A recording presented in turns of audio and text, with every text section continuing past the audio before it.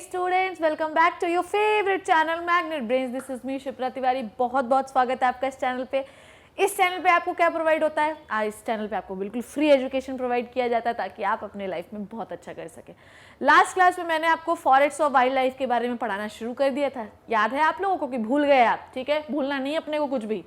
आज आपको मैं स्टेक होल्डर के बारे में पढ़ाने वाली हूँ। What are the stakeholders of the forest. ठीक है, देखिए क्या होते हैं ये, इसके बारे में आज अपन लोगों को समझना है। सबसे पहले अपन ये समझ रहे हैं कि पार्टनर्स, ठीक है, पार्टनर्स कौन कौन है। ठीक है, सपोज दैट कि मैंने आज एक कंपनी खोली, शिप्रा ग्रुप ऑफ इंडस्ट्रीज। ठीक है, अब उसका स्टेक होल्डर मान लीजिए कि 3 लोग हैं। ठीक है, एक मैं हूँ, एक अपने सोनू भैया हैं, एक तुम हो।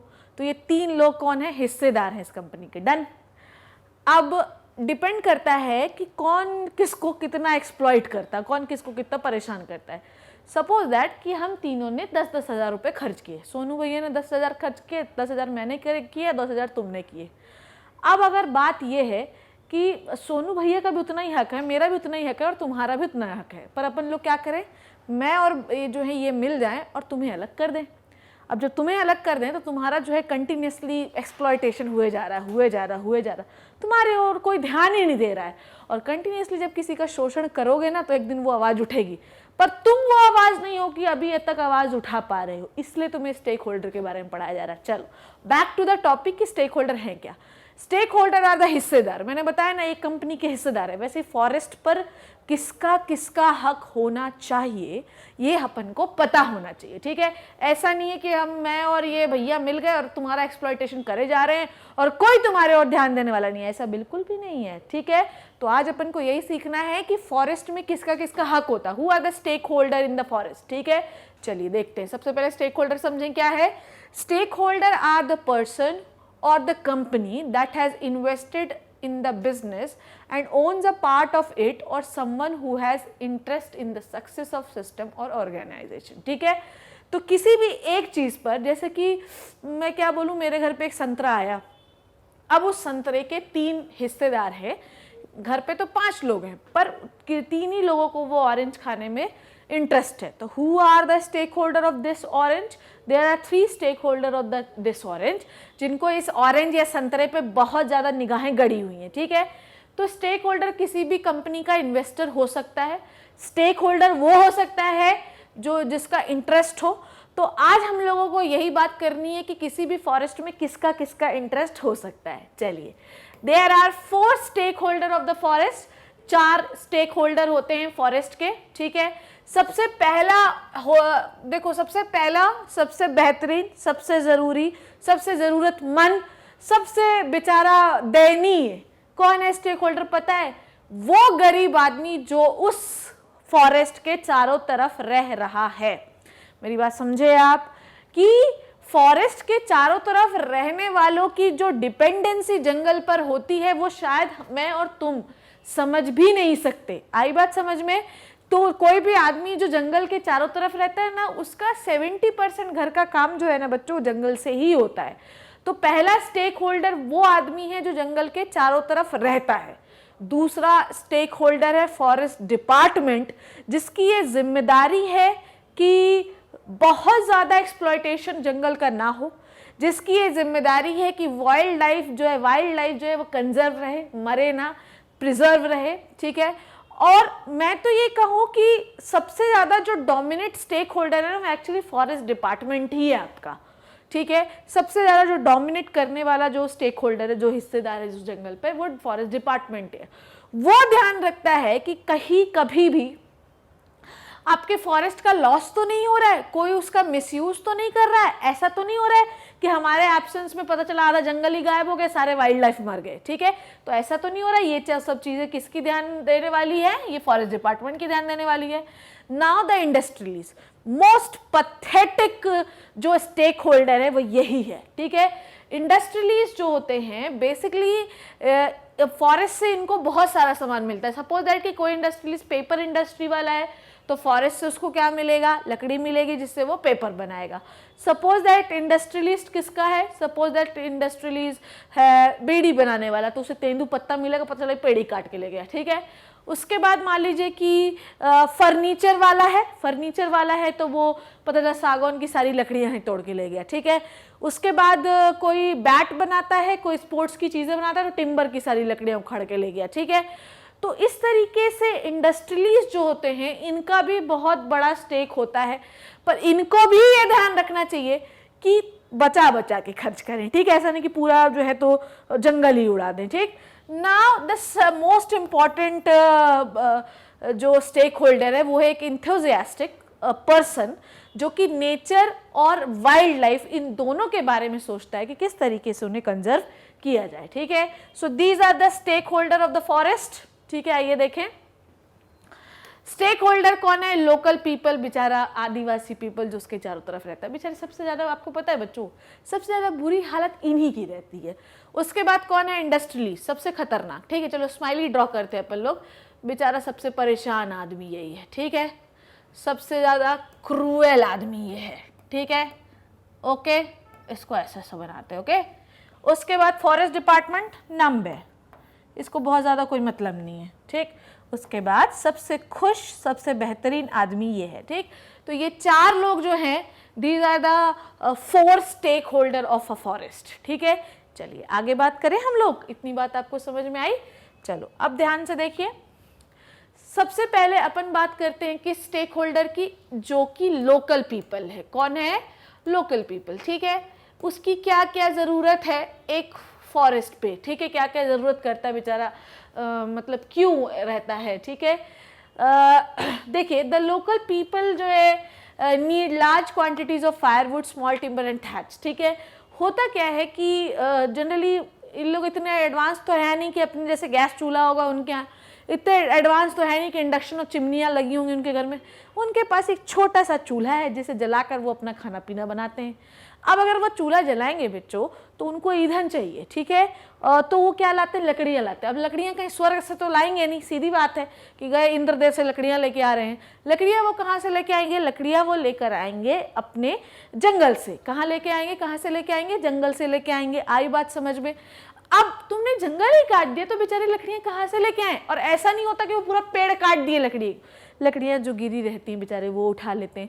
जो छोटी मोटी सूख गई झाड़ियाँ होती हैं वो उन्हें काट लेते हैं, बिन कर लकड़ियाँ ले जाते हैं। तो सबसे पहले तो वो अपना खाना जो है तो बनाने के लिए एज अ फ्यूल यूज़ करते हैं, ठीक है। उसके बाद बेचारे लोग घर बनाते हैं। अब तुम्हारे जैसे रंगे पुते वुडन फ्लोर, वुडन वॉल्स, इनकी तो घर रहेंगे नहीं उनके। तो वो जो बांस होता है, ठीक है, बैम्बू जिसे हम लोग कहते हैं, उसे काट के ले आते हैं और स्लांट वाले घर बना लेते हैं। बैम्बू कितना भी काटो वो कभी कम ही नहीं होता, क्योंकि वो जो है उसके पास आपको पता है cutting is the best method, मैंने आपको पढ़ाया भी है ये चीज़। तो बैम्बू को काटते जाइए, वो उतनी लेंथ लेता जाएगा, तो वो भी कभी ख़त्म नहीं होता। तो bamboo is use to make the slant for the huts and basket for the collecting and storing the food material.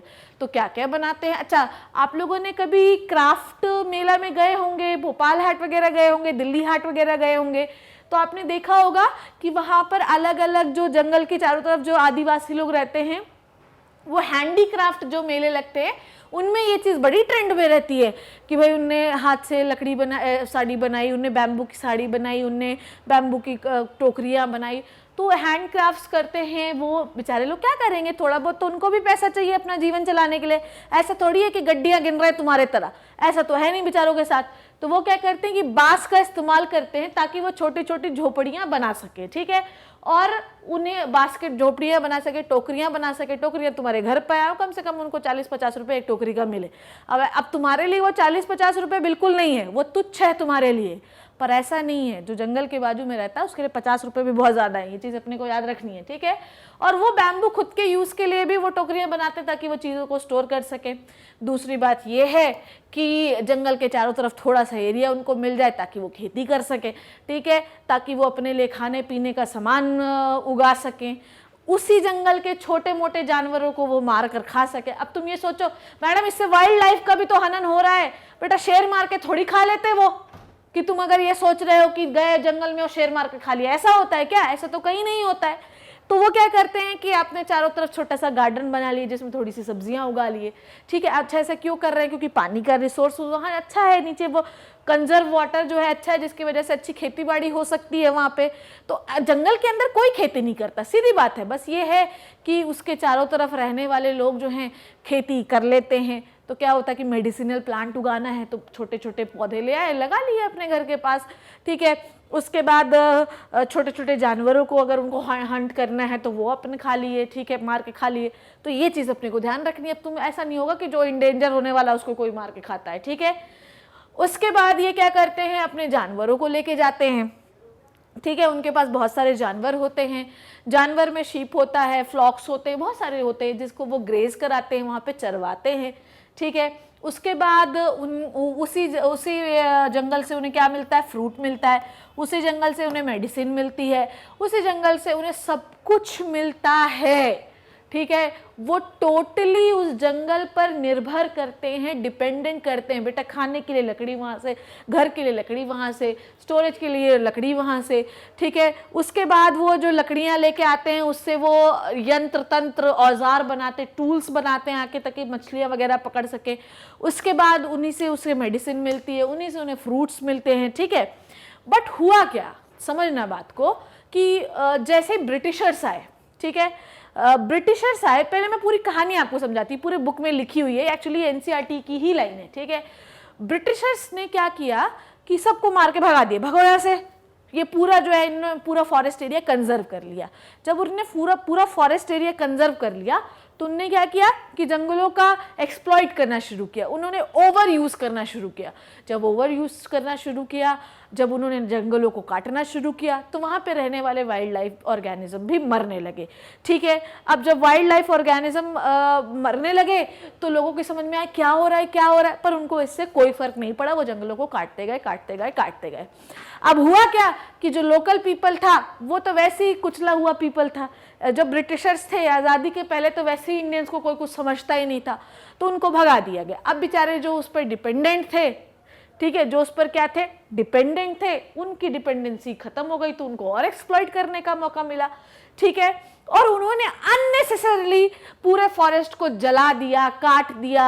वहाँ पर उनको स्विमिंग पूल बनाना है, वहाँ पर उनको अपने घर बनाने हैं, वहाँ पर उससे उनको लकड़ी के फर्नीचर बनाने हैं, तो उन्होंने ओवर यूज करके उन पूरे जंगलों को ख़त्म करना शुरू कर दिया। And start using the over use the forest, तो एक्सप्लॉइट होते गया। पर जैसे ही हमको आज़ादी मिली, जैसे ही क्या हुआ, हमको आज़ादी मिली, तो क्या हुआ कि ब्रिटिशर्स चले गए, हमको आज़ादी मिल गई। तो अब उस पर किसका रूल आ गया, ठीक है, समझना। अब कायदे से अगर ब्रिटिशर्स चले गए और मतलब इंडियन गवर्नमेंट का अगर रूल आ गया, इंडियन गवर्नमेंट उसकी एक स्टेक होल्डर बन गई, इंडियन गवर्नमेंट ने अपने अंडर ले लिया फॉरेस्ट को, तो कायदे से इनको कभी भी इग्नोर नहीं करना चाहिए जो उसके चारों तरफ रहते हैं। पर ऐसा हुआ नहीं बच्चों, ऐसा बिल्कुल भी नहीं हुआ।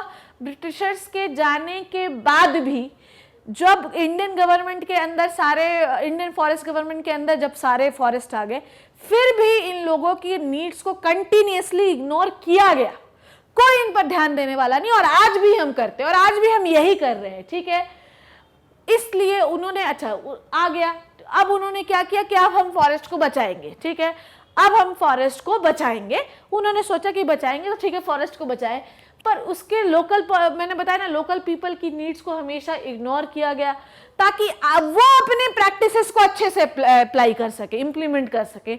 अपनी प्रैक्टिस को इम्प्लीमेंट करने के लिए, लोगों को दिखाने के लिए, वर्ल्ड को दिखाने के लिए कि वी आर द बेस्ट, उन्होंने इन लोगों की जो ज़रूरतें हैं उनको इग्नोर किया, ठीक है। उनको मारा पीटा, बेचारे वो लेके आ रहे हैं कुछ तो उनको मार मार के भगा रहे हैं, उनको लकड़ी लेनी है तो उन्हें मार मार के भगा रहे हैं। उनको क्या लग रहा है कि इनकी वजह से वाइल्ड लाइफ जो अपनी पॉपुलेशन है, जो जानवर है, वो मरने लगेंगे, पर एक्चुअली ऐसा नहीं है।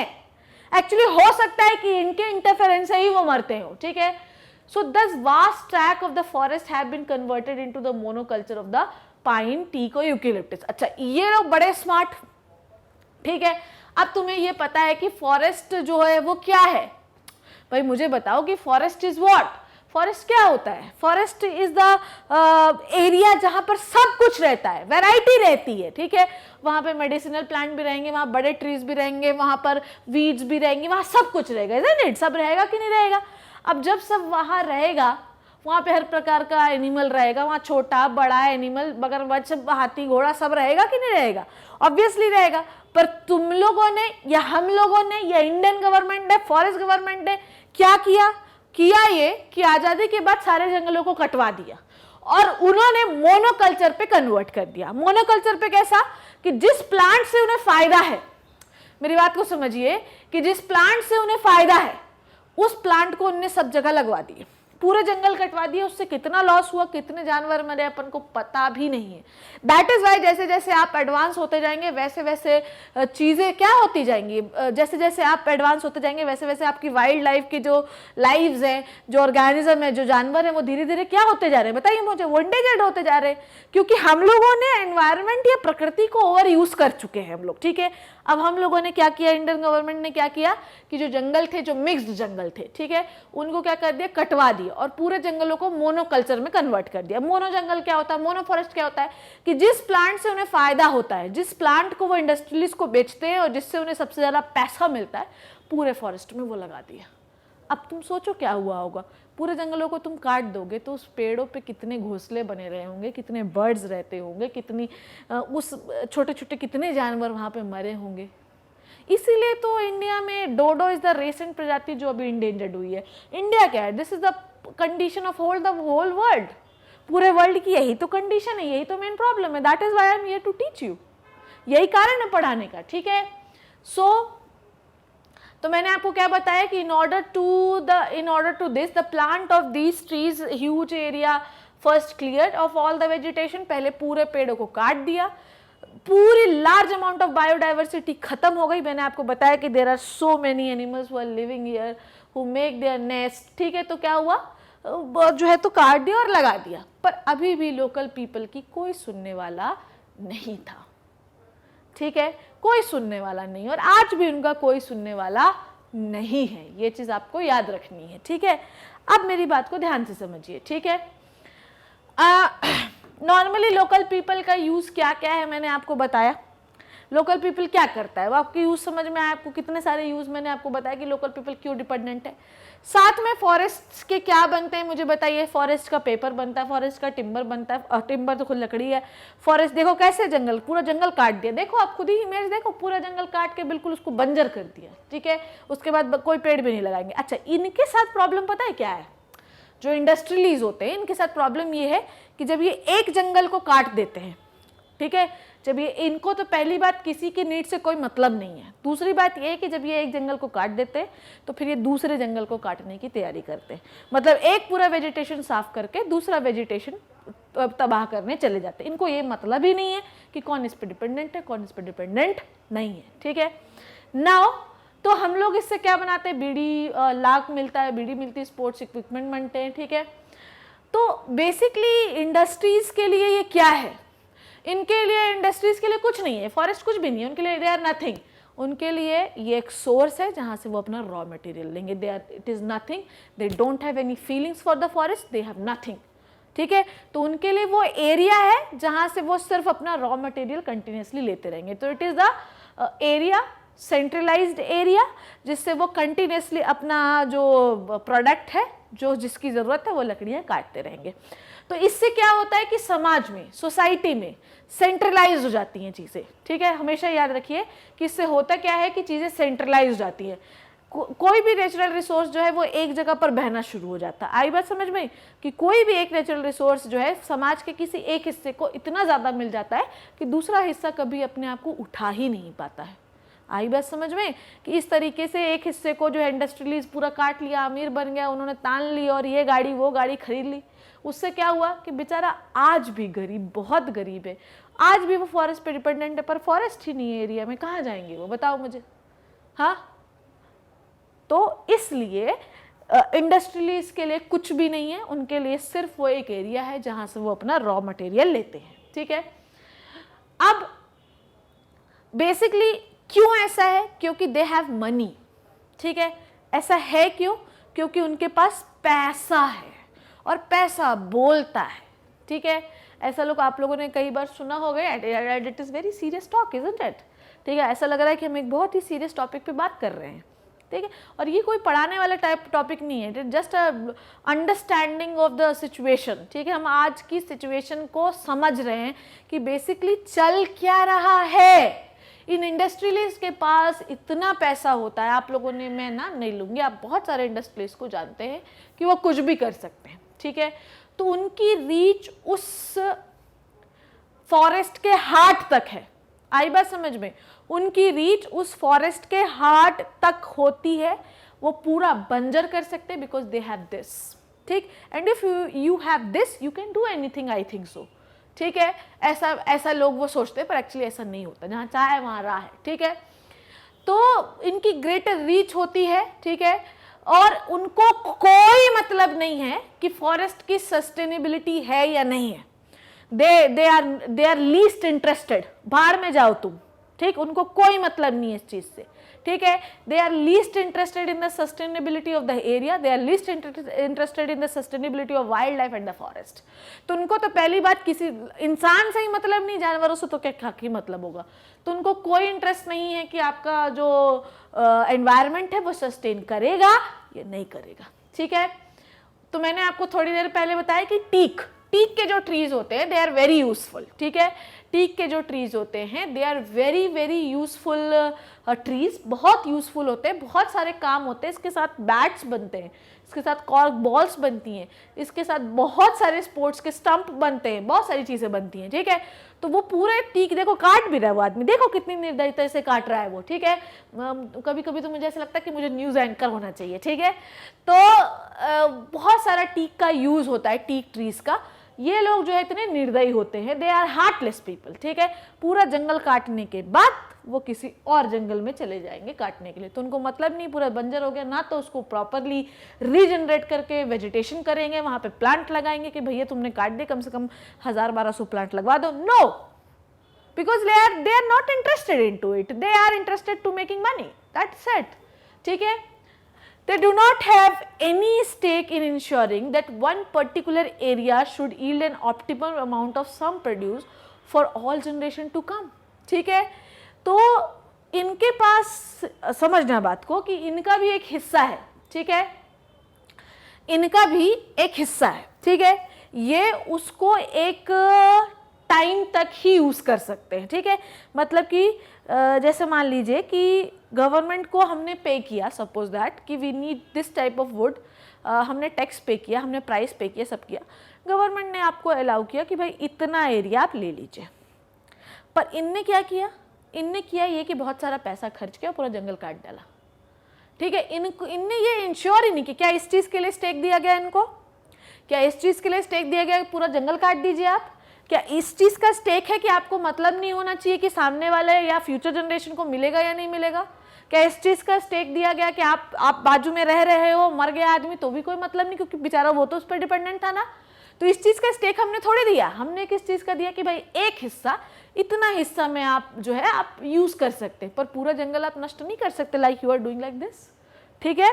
ओके, नाउ तो हमने गाँव वालों का समझा, ठीक है, गांव वालों का क्या यूज़ होता है, हम लोगों ने इंडस्ट्रियलिस्ट का समझा, ठीक है। अच्छा, मुझे आप थोड़ी सी और चीज़ें बताएं या सुने, जैसे कि लोग जो है, जैसे गवर्नमेंट का रूल रहता है पूरा कि हम इतना एरिया कंजर्व कर देते हैं, ठीक। तो कंजर्व जब आप कर देते हैं तो होता क्या है कि आप किसी की भी एंट्री बैन कर देते हैं। तो हुआ क्या कि उसके चारों तरफ जितने भी लोग रह रहे थे उनको अब कुछ मिला ही नहीं। जब उनको कुछ मिला ही नहीं तो बेचारे क्या करेंगे, वो मरने लगेंगे, ठीक है, कहीं और जाकर रहने लगेंगे। तो ग्रेटर हिमालयाज में, जब पहले वो एरियाज़ में, जब वेस्टर्न हिमालयाज़ में जब नेशनल पार्क नहीं बना था, तो लोग जो थे, शेफर्ड्स लोग जो थे, जो यहाँ से वहाँ घूमते रहते हैं, जो यहाँ से वहाँ जाते रहते हैं, वो अपने मुर्गों को वहाँ चराने ले जाते थे। वहाँ के जो लोग थे वो अपने भेड़ों को, बकरियों को वहाँ चराने ले जाते थे। अब तुम्हें क्या लगता है कि चराने से पूरा जंगल खत्म हो जाएगा? हाँ, व्हाट डू यू थिंक? तुम मुझे बताओ कि अगर वो अपने जानवरों को उस जंगल पे चराने ले जाते थे, उनको ग्रेजिंग कराने ले जाते थे, तो क्या वो जंगल खत्म हो जाएगा? नो, ठीक। इवन जब हम किसी चीज़ की कटिंग करते हैं, मैंने आपको पढ़ाई भी है ना ये चीज़ कि भूल गए आप, आपको याद होना चाहिए। मैंने आपको क्या बताया था कि किसी चीज़ की भी जब हम लोग कटिंग करते हैं, ठीक है, तो वो और ज़्यादा फलता फूलता है। ये चीज़ पढ़ी ना हम लोगों ने कि जब भी हम लोग किसी चीज़ की क्या कर देते हैं, कटिंग कर देते हैं, तो वो और ज़्यादा ग्रोथ करता है। पर हम लोगों ने क्या किया कि हम लोगों ने उसको नेशनल पार्क में कन्वर्ट कर दिया। अब जब हम लोगों ने नेशनल पार्क में कन्वर्ट कर दिया तो अब वहाँ पर क्या होगा ये कि वहाँ पर कोई जाएगा ही नहीं। अब क्या किया हम लोगों ने कि हम लोगों ने बड़े बड़े ट्रीज कर लिए, और बड़े बड़े ट्रीज हो सकता है वो किसी काम के भी नहीं हो, तो बेचारा ना तो तुम्हें खुद को, गवर्नमेंट को फ़ायदा मिला, ना तो वहाँ पे रहने वाले लोगों को फ़ायदा मिला। तो बेसिकली हम लोगों ने अभी क्या सीखा कि इंडस्ट्रीज़ का क्या यूज़ है, हमने सीखा कि लोकल पीपल कैसे डिपेंडेंट है, हमने सीखा कि गवर्नमेंट का क्या रोल है। ठीक है, तो आई होप आपने इसका स्क्रीनशॉट ले लिया होगा। ठीक है, आपने इस वाली स्लाइड का स्क्रीनशॉट ले लिया होगा और आपने स्टेक होल्डर वाली स्लाइड का स्क्रीनशॉट ले लिया होगा। ठीक है, तो इसका स्क्रीनशॉट ले लीजिए और इसका स्क्रीनशॉट लेके सेव करिए।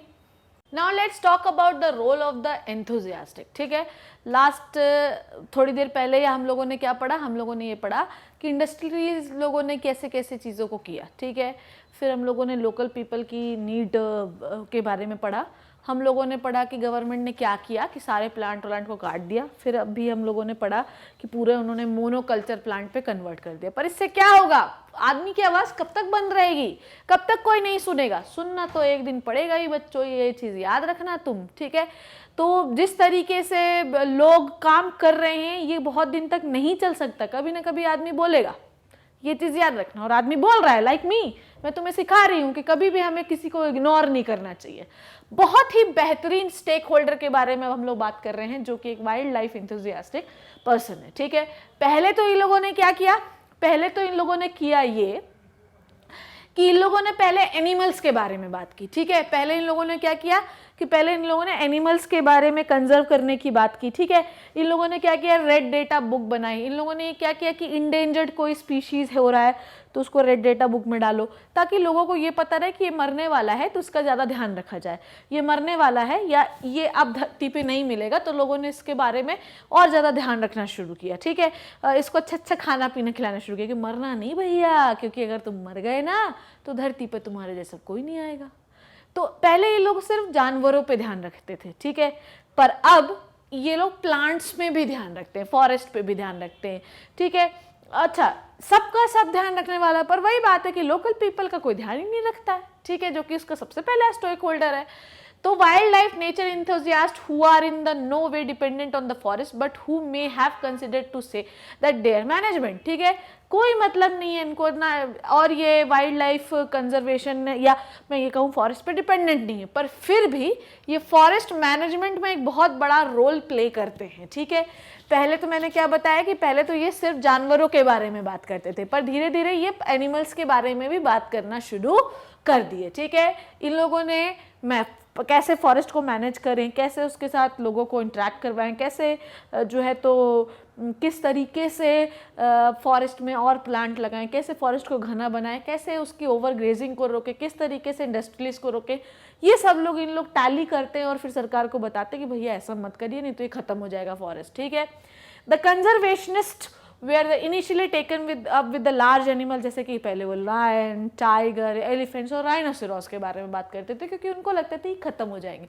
बाद में इनको ये समझ में आया कि इनको बचा लोगे तो ये रहेंगे कहाँ, तो सबसे पहले जहाँ रहना उसको कंजर्व किया जाए। ठीक है, now they recognise the need to preserve biodiversity as whole. Now इनको ये समझ में आया कि भैया जानवर बचाना तो बहुत ज़रूरी है, साथ साथ अपने को क्या बचाना है, साथ साथ हमको बचाना है आपकी पूरी जो है वेजिटेशन को, पूरे फॉरेस्ट को। ठीक है, अब मेरी बात को समझना। ठीक, अब मैंने थोड़ी देर पहले आपको क्या बताया था, थोड़ी देर पहले मैंने आपको सिखाया कि जब जैसे कि मैं आपको बताती हूँ ग्रेटर हिमालयाज नेशनल पार्क के बारे में, ग्रेटर हिमालयस नेशनल पार्क के बारे में भी थोड़ी देर पहले मैंने आपको बताया भी था।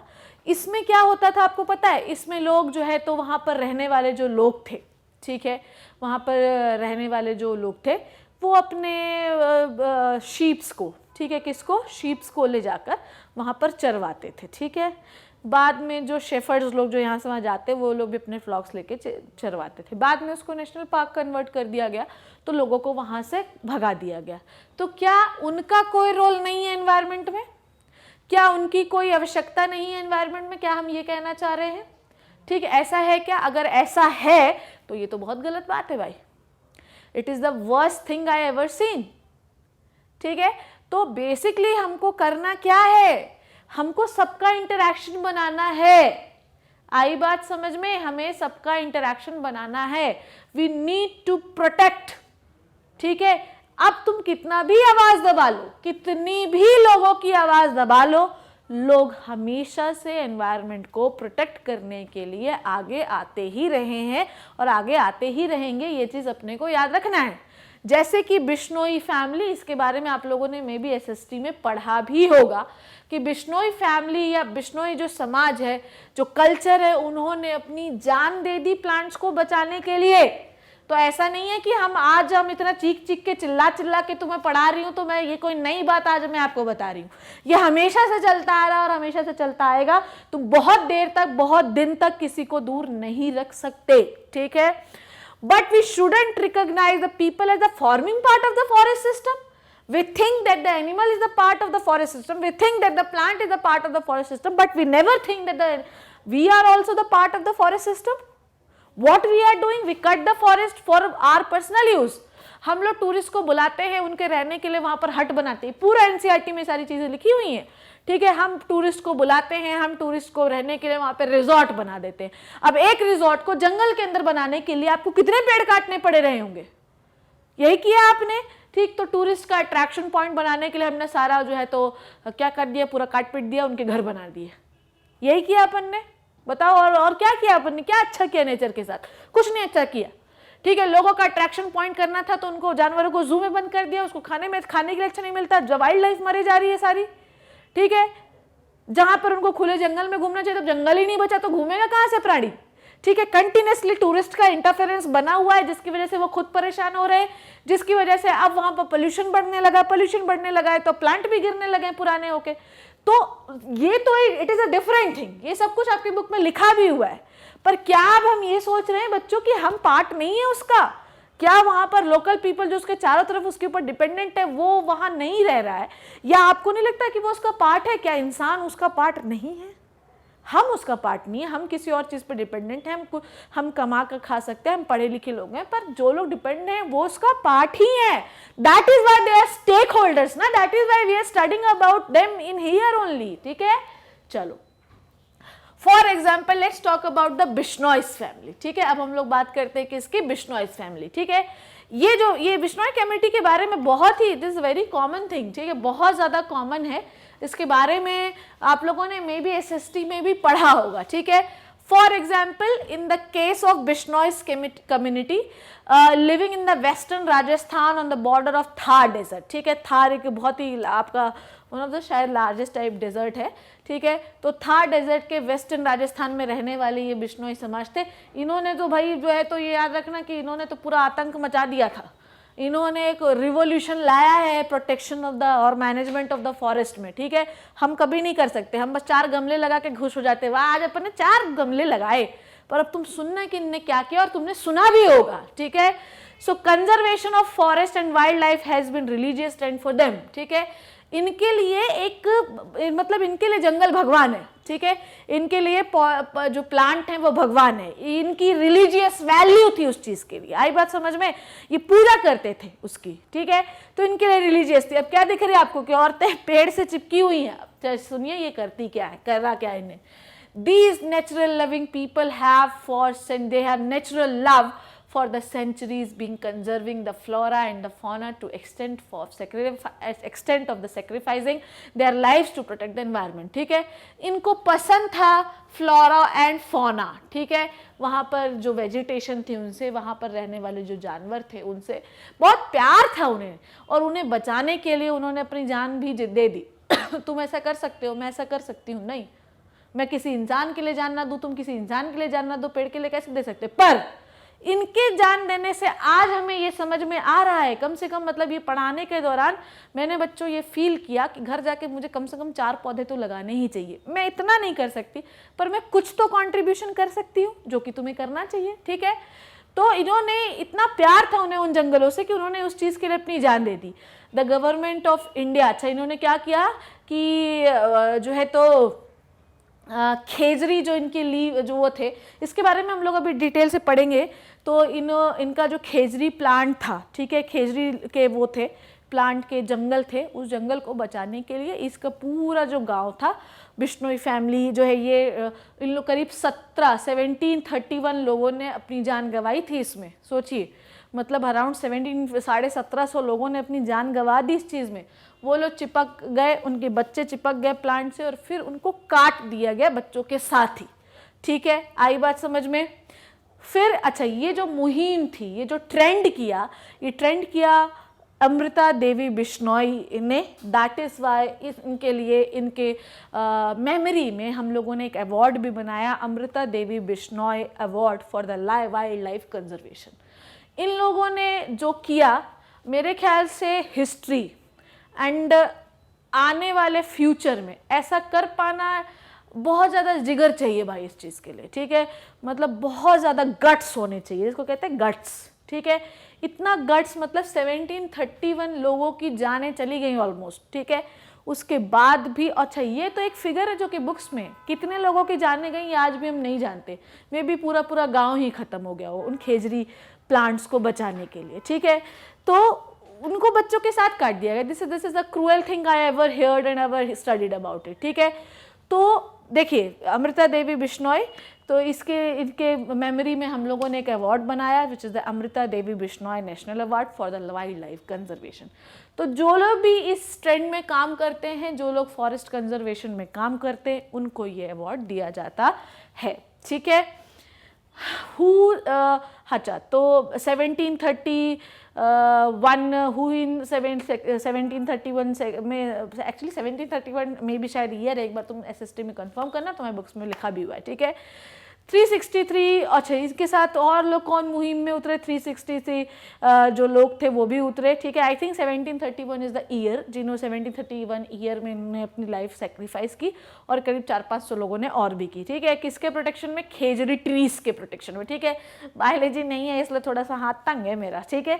तो खेजरी ट्रीज के प्रोटेक्शन में, ठीक है, near which is the khejri village का ट्री है, that is like it is the khejri trees, Khejarli village था जो कि जोधपुर राजस्थान में था।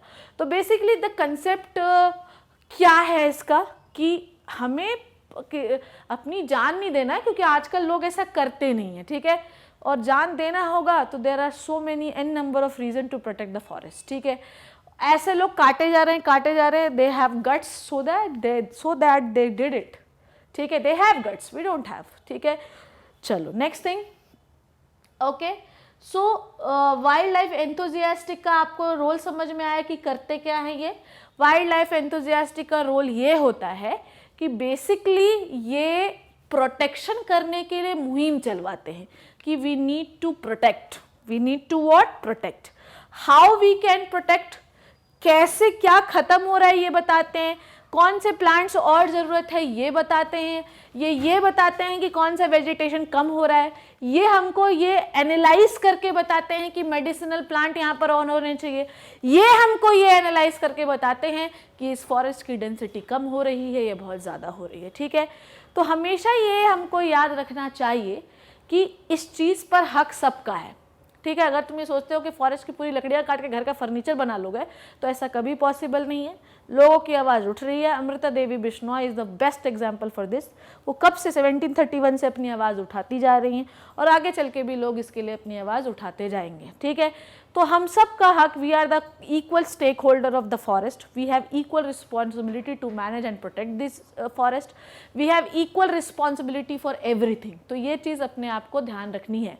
इन the next class I will tell you the wildlife in the conservation. So this is the conservation of the forest, ठीक है। in the next class I will tell you the wildlife. I hope I know this is a large lecture, ठीक है, but it is enjoyable। मतलब मुझे तो पढ़ाने में अत्यंत मज़ा आया और तुम्हें पढ़ने में उससे भी ज़्यादा मज़ा आना चाहिए। See you in the next class. घर पे रहिए, सेफ रहिए। Thank you so much.